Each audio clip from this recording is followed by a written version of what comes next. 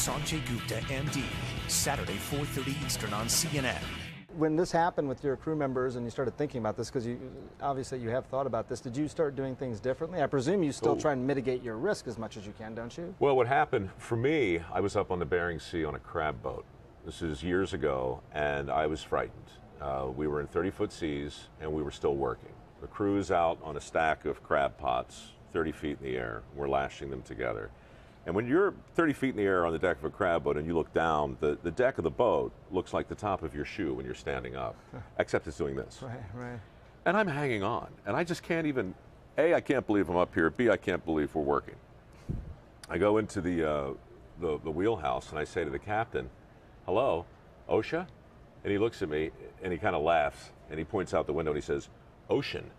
And I'm like, no, I get it. You're all very brave and it's dangerous, but seriously, when do we stop working? It's dangerous out there. Yeah. And this guy said something to me I'll never forget. You'll never hear it in the lower 48. But he said, "Son, I'm the captain of a crab boat. My job is not to get you home alive. My job is to get you home rich. You want to stay safe? That's on you. Be careful out there."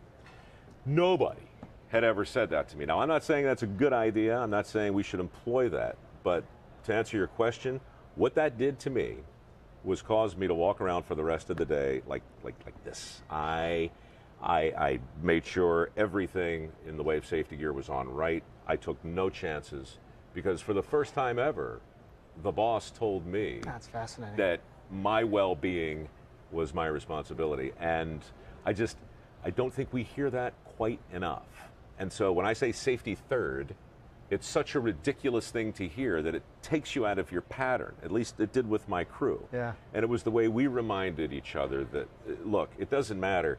Just because you're in compliance doesn't mean you're out of danger.